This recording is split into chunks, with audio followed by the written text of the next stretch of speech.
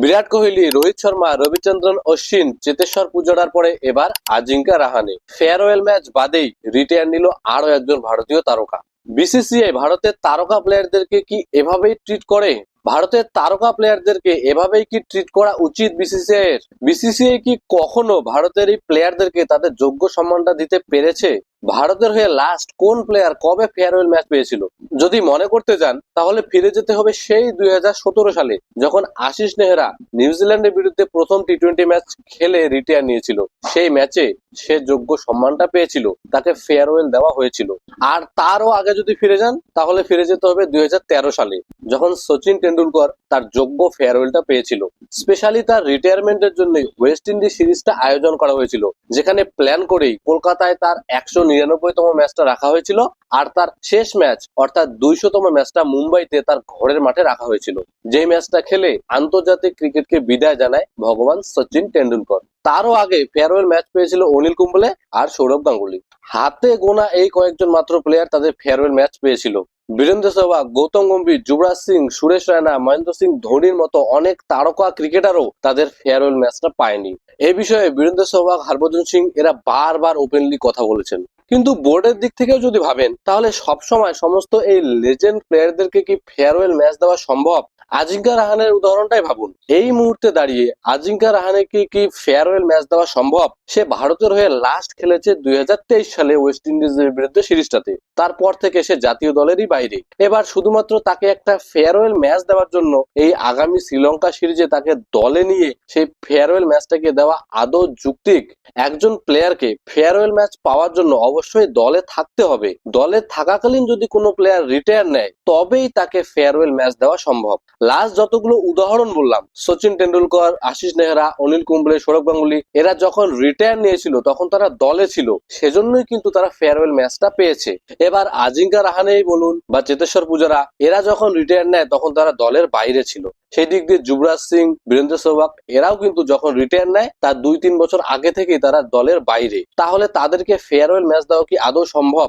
এখন বোর্ডের কাজ হচ্ছে ভারতীয় দল যাতে ম্যাচ জেতে তার জন্য সেরা 11টাকে সিলেক্ট করা। যদি সেই রিটায়ার নেওয়া প্লেয়ারটা সেই 11-এর মধ্যে সিলেক্ট হওয়ার যোগ্য হয় তবেই সে সিলেক্ট হবে, যদি যোগ্য না হয় তাহলে সে সিলেক্ট হবে না। শুধুমাত্র ফেয়ারওয়েল দেওয়ার জন্য তাকে দলে নেওয়া সম্ভব না। কিন্তু এত গেল যারা দলে ছিল না তাদের কথা, কিন্তু যারা দলে ছিল, রোহিত শর্মা, বিরাট কোহলি, রবিচন্দ্রন অশ্বিন, এদেরকে কি ফেয়ারওয়েল ম্যাচ দেওয়া যেত না?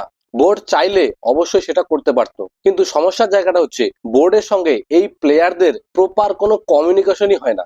এই সমস্ত প্লেয়ারদের রিটায়ারমেন্টের ক্ষেত্রে মেইনলি দুটো সিনারিও হয়। প্রথমত, সে নিজেই ফিল করে যে আমার দলে আর প্রয়োজন নেই, আমি দলে আর কন্ট্রিবিউট করতে পারছি না, আমার সময় ফুরিয়ে এসেছে, তাই আমি এখন রিটায়ার নেব। আর এই কথাটা সে বোর্ডকে জানিয়ে দেয়, বোর্ড তখন আগামী সিদ্ধান্তগুলো নেয়। অথবা দ্বিতীয় ক্ষেত্রে এটা হতে পারে যে বোর্ডের তরফ থেকে সেই প্লেয়ারকে বলা হয় যে দলে আমরা তোমাকে আর দেখছি না, এটাই তোমার শেষ সিরিজ, এরপরে দলে আর তোমাকে রাখা হবে না। তখন সেই প্লেয়ারটাও সেই সিরিজটা খেলে রিটায়ার নিয়ে নেয়। কিন্তু এখানে সব থেকে জরুরি যে বিষয় সেটা হচ্ছে সেই প্লেয়ারটার সাথে সেই বোর্ডের মধ্যে একটা প্রপার কমিউনিকেশন, যেটা বিরাট কোহলি, রোহিত শর্মা, অশ্বিন এদের ক্ষেত্রে একদমই হয়নি।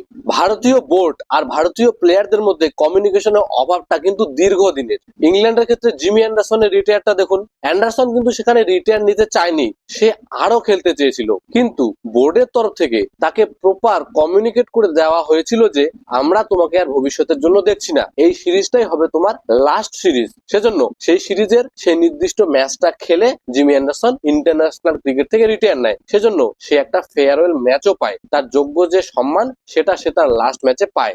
এক্ষেত্রে অ্যান্ডারসন আর ইংল্যান্ড বোর্ডের মধ্যে সেই প্রপার কমিউনিকেশনটা হয়েছে, যেটা ভারতীয় ক্রিকেটে হয় না।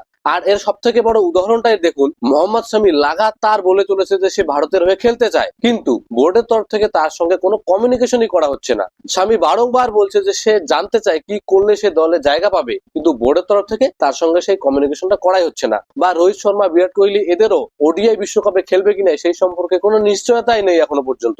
বোর্ড আর এই প্লেয়ারদের মধ্যে নির্দিষ্ট কোনো কমিউনিকেশনই হয় না। বিরাট কোহলি আর রোহিত শর্মাও তারা রঞ্জি ট্রফি খেলে তারপরে রিটায়ার নিল। রঞ্জি ট্রফির ম্যাচ খেলা মানে কি তারা আরো আগামী দিনে টেস্ট ম্যাচ খেলতে চায়।